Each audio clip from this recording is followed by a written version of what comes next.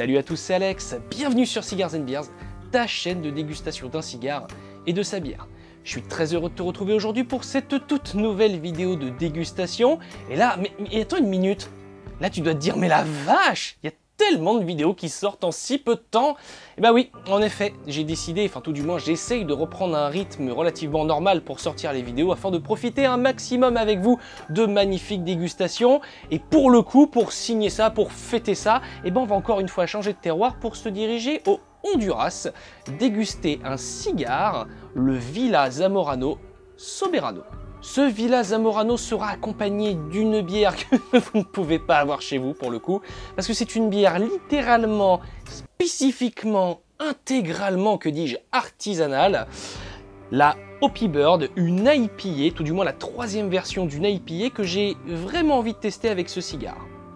Là, vous vous dites, mais bordel, mais pourquoi il prend une bière qu'on peut pas s'acheter? Bah justement, on va changer un petit peu de style pour cette vidéo et on va éviter de se focaliser sur une seule et unique bière qu'on pourrait trouver dans le commerce. L'avantage de cette bière artisanale IPA, c'est qu'elle comporte 3 types de houblons différents, le Simcoe, l'Amarillo et le Cascade, ce qui va permettre justement de voir sur ce type de houblon si la mixologie avec un cigare du Honduras peut justement matcher ou non. Pour la petite anecdote, cette bière, cette Hoppy Bird IPA sur sa troisième version provient de Piscipoville. Je vous rassure, il n'y a pas de brasserie là-bas, c'était juste pour vous dire la localité de fabrication de cette bière. C'est une bière de 7,1 degrés, donc justement ce qui est encore une fois assez intéressant, c'est qu'on va être sur une bière avec une puissance très moyenne de dégustation. On est vraiment à ce qu'on peut faire de plus moyen sur la chaîne. On a fait des bières qui oscillaient aux alentours de 3 à 4 degrés pour les plus légères, jusqu'à des bières qui montaient à 11-12 degrés pour les plus puissantes. 7,1 degrés, on est quasiment sur une moyenne. Et ça va être justement intéressant de tester tout ça ensemble. Je remercie donc David et Tony, je vous fais des gros bisous, de m'avoir justement offert cette bière pour la tester avec vous ce soir, tout du moins cet après-midi. On change nos horaires de tournage cette fois-ci. Et j'ai hâte en tout cas de passer à la dégustation accrue de nos produits du jour qui risquent d'être encore une fois gourmands et croquants. Enfin gourmand c'est déjà pas mal. Le Villa Zamorano Soberano est un cigare, comme je vous disais, du Honduras de 15,2 cm de long, CEPO 60. Une composition qui n'est pas énormément communiquée sur la sous-cape et la tripe de ce cigare. Seule la cape provient du Honduras et ça c'est une information que je peux vous apporter. C'est un cigare qui se trouve aux alentours des 10 €, encore une fois aux alentours parce que le prix du tabac, comme le prix de tout en ce moment, comme je vous le disais sur ma précédente vidéo, fluctue et évolue en permanence. Donc c'est un cigare qui se trouve aux alentours de 10 € et je remercie d'ailleurs Maxime qui m'avait fait part de cette vitole pour vous la faire découvrir aujourd'hui. Ce cigare a une magnifique cape nervurée et relativement grasse. Ça, pour le coup, on ne peut pas lui retirer. C'est bien luisant, c'est bien gras. Après, au niveau du cigare en lui-même, un toucher relativement homogène. Un petit peu souple au toucher, étonnamment. Oh, on a des belles notes, c'est assez prononcé. Alors étonnamment, pour la petite anecdote, je l'ai sorti un petit peu de la cave, et lorsque je l'ai sorti de la cave, il avait des belles notes assez cacaotées, épicées cacaotées, qui ressortaient vachement de la cape. C'était assez intéressant et très aromatique. Ici, ça s'est quand même un petit peu estompé, mais on a toujours ces arômes très gourmands qui ressortent. Ouais, c'est intéressant. Ouais, c'est assez aromatique en tout cas. Bon, oui. Je me suis déjà servi de la bière. La petite anecdote, c'est pourquoi vous ne m'avez pas vu la servir, parce que, bon, on va la faire simple. Dans la vie, j'ai pas forcément peur de grand-chose. J'ai pas forcément peur du vide. Voilà, j'ai pas forcément de phobie particulière, sauf une putain de phobie. Les araignées. Vous savez que sur Cigars & Beers, à chaque fois, j'ai toujours la chance de croiser une araignée dans ma cave. Et là, bordel de merde. Et celle-là, elle est bien vénère, bien violente, énorme. Ouais. Elle est juste à côté de moi, derrière mon éclairage. Et donc du coup, pas d'inquiétude si vous voyez sur la chaîne mon visage se tourner de quelques degrés de temps en temps pour vérifier si elle ne me saute pas à la gorge pour me déchiqueter la jugulaire. Sinon, on va passer à la dégustation accrue de nos produits du jour avant de passer à l'allumage. C'est parti. Une belle mousse blanche en tout cas. Ouais, c'est assez intéressant. On a énormément d'arômes. Alors, c'est une bouteille que j'avais gardée un petit peu avant de vous la proposer. Je l'ai gardée quelques mois en bouteille pour la laisser encore un petit peu travailler. Et pour la petite anecdote, vous n'êtes pas obligé bien entendu de garder une bière IPA très longtemps. De toute façon, le houblon n'est pas quelque chose qui se conserve énormément et vous ne pourrez pas faire maturer des bières houblonnées sur beaucoup d'années, contrairement à de la bière brune par exemple que l'on pourrait conserver 5, 10, 15 ans par exemple, qui pourraient, quand elles sont bien cavées et protégées de la lumière bien entendu, vous proposer des arômes et une identité complètement différente. Ici en tout cas, on a quelque chose de très intéressant. Oh putain, le pamplemousse ressort. Des arômes un petit peu de pamplemousse, bien entendu une certaine amertume, mais qui est plutôt bien dosée, parce qu'on a une bière assez gourmande en bouche par l'utilisation justement de ces 3 houblons différents. On a un côté floral, un peu de pamplemousse qui vient aussi. C'est super intéressant, c'est assez fruité, floral, sans pour autant être ultra axé dans l'amertume, et je pense que justement l'association de tous ces houblons vient globaliser un petit peu les arômes, et c'est intéressant en tout cas. Bon allez, on passe à la coupe de cette Vitol. C'est pour 60, ça commence à être quelque chose à couper. De toute façon, on va pas faire une coupe trop importante, ça ne sert à rien. Pour le droit. La vache. Un petit morceau de tabac.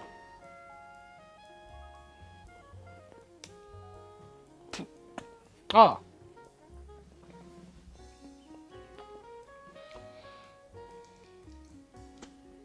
Le tirage est assez léger, on n'a pas trop de résistance. On a un petit côté épicé, poivré légèrement sur la langue. Et on a un cigare qui est assez léger en fait. C'est de la gourmandise mais très légère. On a un petit côté floral éventuellement qui revient, épicé floral. Pour moi j'ai toujours cette petite note légèrement cacaotée qui revient. Peut-être sa maturation en cave, parce que ça fait un petit bout de temps que je l'avais cette Vitol, peut-être 1 an et demi, 2 ans. C'est pas mal. C'est pas mal, c'est léger en tout cas. À la dégustation accrue. Il n'y a pas trop de, trop d'attaques. Et bon, on va tester ça tout de suite. C'est parti.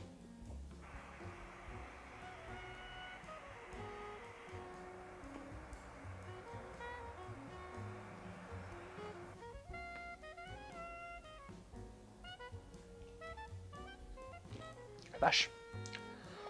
Ah ouais. Je parlais du côté poivré.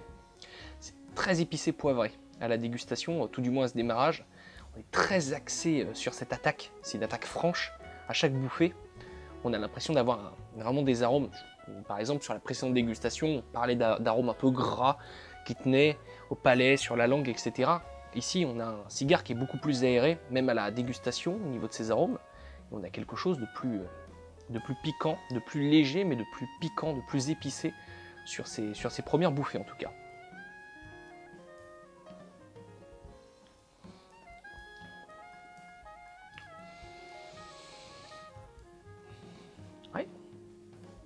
C'est des arômes en tout cas, enfin, c'est un univers d'arômes assez développé. En tout cas, on connaît bien l'identité de ce qu'il cherche à nous proposer sur ces premières bouffées. On va tester avec la bière pour voir ce que ça donne justement.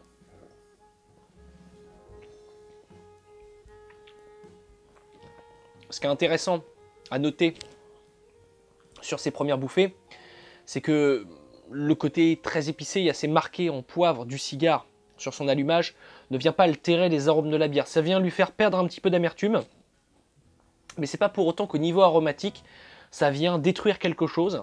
Les arômes de la bière sont bien présents, on a toujours ce côté assez agrumé qui revient, assez fruité. C'est assez agréable, pour l'instant le pairing est assez agréable, la bière est assez fraîche aussi, donc ça vient justement, je pense, alléger la dégustation. On va voir un petit peu par la suite comment ça se comporte. Allez, on va avancer un petit peu dans la dégustation, puis je vous retrouve à l'avancée du premier tiers pour en discuter. A tout de suite. Au final, je vous reprends relativement rapidement parce que je me rends compte que la bague du Villa Zamorano a tendance à bien coulisser sur le cigare. Le problème, c'est qu'à chaque fois que je tiens le cigare, j'ai tendance à le tenir sur la bague et j'ai peur que la bague vienne déchirer la cape de notre Vitol. Donc, je préférais vous prévenir pour la suite de la dégustation que pas d'inquiétude, je préfère l'enlever tout de suite pour éviter qu'elle abîme notre Vitol avec les différentes manipulations, comme étant donné que je pense que ce cigare va se fumer sur un laps de temps relativement long, on va éviter d'abîmer la Vitol avant d'arriver au troisième tiers. En tout cas, Juste pour relever qu'un CEPO 60 sur un cigare de 15 cm, ça commence à créer un module assez intéressant en termes de dégustation. Comme vous le savez, j'aime tout particulièrement ces dimensions de module, ces cigares assez imposants visuellement, même si sincèrement certains Arturo Fuente sur des petits modèles qu'on a pu faire sur la chaîne sont aussi très intéressants visuellement et en termes de dégustation, parce qu'on a aussi des cigares qui sont certes peut-être un petit peu moins importants en termes de CEPO, en termes de module, mais qui proposent justement des concentrations aromatiques assez intéressantes et importantes sur un tempo de dégustation qui va être le même mais plus réduit. Donc ici, en tout cas, on a une belle Vitol en main et on va voir en tout cas ce que ça donne. Bon allez, cette fois-ci, je vous retrouve plus tard. Je vais essayer de négocier avec cette araignée pour qu'elle évite de m'effrayer durant le tournage. A tout à l'heure.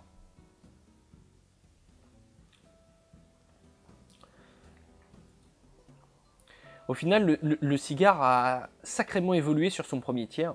On a perdu complètement l'aspect trop poivré du cigare. On garde toujours la petite épice en fond. Mais on a quelque chose de moins attaquant. Bien au contraire, on a l'impression d'avoir un cigare très vert, d'avoir un cigare assez léger, jeune, qui justement cherche à approfondir ses arômes. On a quelque chose justement voilà, de plus accessible, avec des arômes qui commencent à se dessiner au fur et à mesure. On a toujours cette identité du Honduras. Rien de choquant, mais c'est plus agréable en tout cas qu'à l'allumage. Et je pense qu'avec la bière, ça a déjà changé.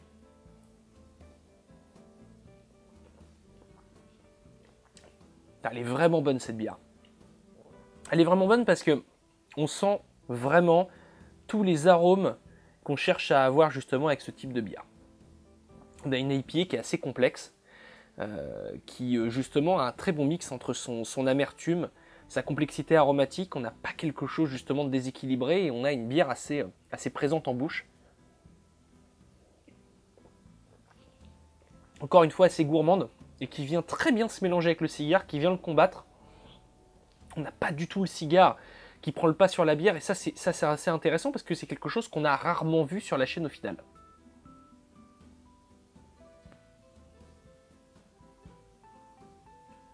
Toujours ce beau volume de fumée et un cigare qui est vraiment plus vert à la dégustation. C'est intéressant avec la bière parce qu'on a justement des petites touches qui viennent par-ci par-là, qui sont assez intéressantes. Non, c'est bien, ça commence bien. Petite dégustation assez légère, hein. On n'est pas dans la puissance pour l'instant. Mais faut pas se piéger, faut pas se faire piéger avec ce type de cigare.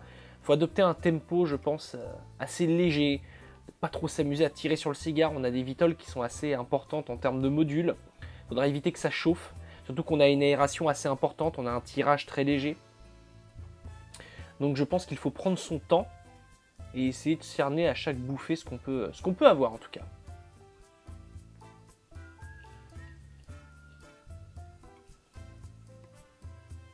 On attaque au fur et à mesure le deuxième tiers de ce cigare, de ce Villa Zamorano Soberano. Comme je vous disais, donc un cigare CEPO 60.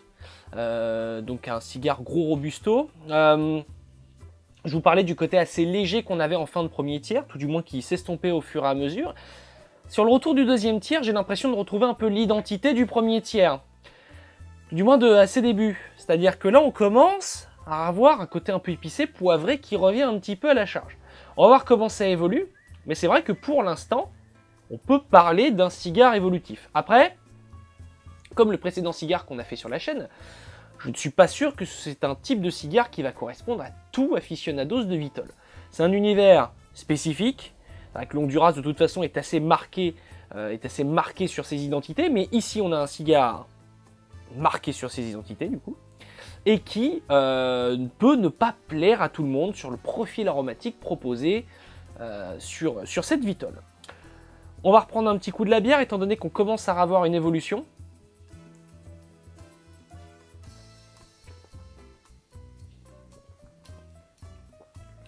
On a perdu vachement d'amertume et on garde vraiment ce côté très gourmand qui vient appuyer justement le fruité de cette bière. Comme je vous le disais, pour rappel, cette bière fait 7,1 degrés avec 3 houblons différents utilisés, Amarillo, Simcoe et Cascade, qui offrent vraiment une palette aromatique assez complexe et complète, surtout au niveau de la bière. Et Ici, en tout cas, le combat fonctionne plutôt bien. On n'a pas un produit qui prend le pas sur l'autre. Et c'est très bien de le noter comme ça. Cette cendre qui est tombée debout. Oh la vache. Une sorte de bottle flip Chanel pour la chaîne, quoi. Ben, on va pas l'air très chaud tout ça. Je pense qu'on va profiter de rallumer le cigare, enfin tout du moins de le enflamber un petit peu. Et puis de proposer un dégazage de la Vitol, bien entendu. Hein. Sinon on serait pas sur Cigars and Beers.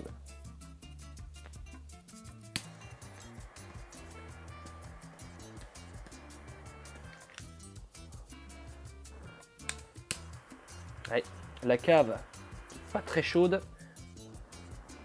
Il faut faire attention à la Vitol.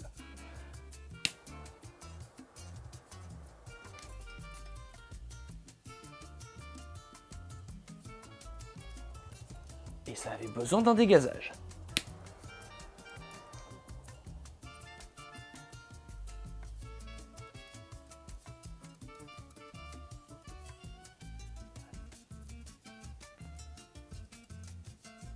En effet, ça n'a plus rien à voir. Et ici, le dégazage réallège un petit peu le cigare, on garde toujours un tout petit côté épicé et on a un univers un tout petit peu plus toasté, brioché qui arrive. C'est très léger en tout cas. C'est pas un cigare qui est dans la puissance. Hein. On est vraiment sur quelque chose qui, comme je vous le disais dans la vidéo, se fume avec un tempo relativement léger, tranquillement. Prendre des bouffées du cigare et vraiment essayer d'aller chercher les arômes qu'il a à proposer au fur et à mesure de la dégustation, mais c'est pas un cigare qu'on va chercher à aller faire chauffer davantage, c'est vraiment quelque chose, c'est un cigare très pépère en tout cas.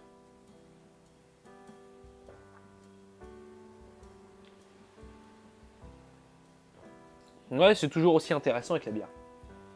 Ce qui est bien, c'est qu'on a toujours cet équilibre qui se dessine entre les deux. Et ça nous offre vraiment quelque chose, une dégustation assez fruitée, assez légère. C'est très agréable en tout cas. Là pour le coup, il n'y a pas trop d'attaques, il n'y a pas trop de pièges. C'est plutôt agréable. On est à la moitié du cigare environ, on y arrive là au fur et à mesure. Mais ça se fume très tranquillement en tout cas.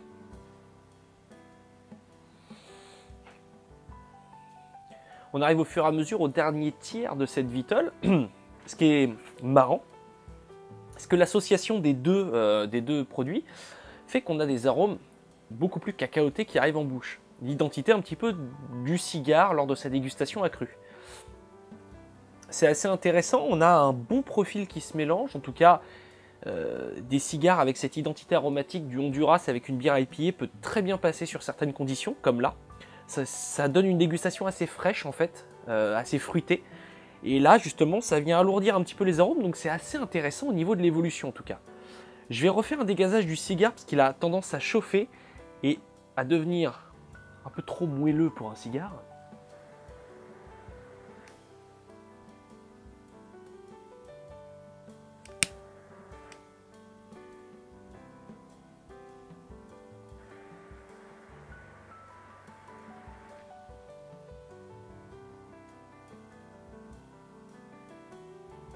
C'est léger. C'est toujours cette légèreté qui prime. On n'a pas d'évolution de puissance en fait sur cette dégustation. Le Villa Zamorano reste vraiment un cigare assez accessible en termes de dégustation. Je pense que voilà, comme je vous le disais au milieu de la vidéo, même si c'est pour moi pas un cigare qui va se destiner à tout aficionados dans le sens où c'est une identité aromatique qui peut plaire comme ne pas plaire du tout. Voilà, ça peut pas se destiner à tout le monde. Indirectement, en termes de puissance, en termes d'accessibilité, de complexité aromatique, c'est un cigare que vraiment je peux conseiller pour celui qui souhaite découvrir ce terroir. Parce qu'on n'a pas énormément de puissance, mais on a à contrario, et je pense que en fait on va passer quasiment à la conclusion de la dégustation, parce que je suis en train de parler un petit peu justement du cigare dans sa globalité, mais je pense qu'en fait on est sur un cigare qui justement permet de découvrir ce terroir sans trop de complexité, mais en revanche avec une petite évolution aromatique sur les différents tiers, les différentes parties de cette Vitol. Ce cigare par contre, comme je vous le disais dans la vidéo, se déguste avec un tempo assez posé, on se calme au niveau de la dégustation pour ce cigare, pour éviter sa surchauffe, pour éviter une trop grosse concentration des gaz de combustion qui pourraient foirer la dégustation, qui pourraient apporter des arômes qui ne soient pas très agréables pour la dégustation. Je vous conseille, c'est pour ça, des dégazages assez réguliers si vous sentez que le cigare a tendance à chauffer ou à se ramollir comme ici, parce qu'il a tendance vraiment à chauffer si vous accentuez le tempo. C'est un cigare à fumer tranquillement et surtout prévoyez du temps lorsque vous allez vouloir déguster cette vitole. C'est un CEPO relativement important, on est sur un gros robusto CEPO 60, et là du coup il va être plus de 20h10, donc ça va faire quasiment 2h30 que je suis sur la dégustation et je n'ai pas encore fini la vitole. Au niveau de la bière, pour cette dégustation, il s'agissait donc d'une bière littéralement intégralement artisanale, une bière qui vient à côté de chez moi à Pissipoville. Une bière en fait IPA, on est sur une utilisation de 3 houblons différents comme je vous le disais pour la bière, Amarillo, Cascade et Simcoe, on est sur une bière de 7,1 degrés qui offre justement des arômes très axés sur le pamplemousse, les agrumes et on va dire vraiment une amertume relativement posée par l'association de ces houblons et du fait que j'ai laissé la bouteille continuer à travailler un petit peu, tout du moins la bière a travaillé un petit peu en bouteille, qui l'a rendue je pense un petit peu plus ronde à la dégustation et qui en tout cas est assez intéressante avec ce cigare. On n'a pas un produit qui prend le pas sur l'autre. Ça, c'est particulièrement intéressant lorsqu'on veut commencer tout simplement la mixologie, comme ici, entre cigare et bière. Un bon volume de fumée, en tout cas, avec cette vitole. Sur un troisième tiers, hein, encore une fois, toujours très accessible. Les arômes cacaotés reviennent à la charge. Donc, du coup, sur cette vitole, en fait, on aura eu véritablement des arômes épicés, un peu poivrés, assez verts et cacaotés. C'est un petit peu ce qui aura déterminé ce cigare, relativement accessible, encore une fois, aux alentours des 10 € pour un gros robusto, ce qui reste, encore une fois, un coût, bien entendu, mais qui reste assez accessible dans l'univers du cigare, surtout en ce moment avec l'augmentation des cigares cubains. En tout cas, j'espère que cette petite vidéo de dégustation vous aura plu. Bien entendu, si c'est le cas, n'hésitez pas à me mettre un petit pouce en haut, en bas de cette vidéo. Ça permet de mieux répertorier la vidéo sur YouTube et que par conséquent, ça puisse, et que par conséquent, la vache, et que par conséquent, virgule, cela puisse bien entendu appuyer les vidéos de la chaîne et par conséquent, la chaîne en elle-même. Je vous retrouve donc très bientôt pour une prochaine vidéo de dégustation, les aficionados. Et je vous souhaite donc à tous également de magnifiques dégustations avec de magnifiques vitoles. À la prochaine les amis, salut!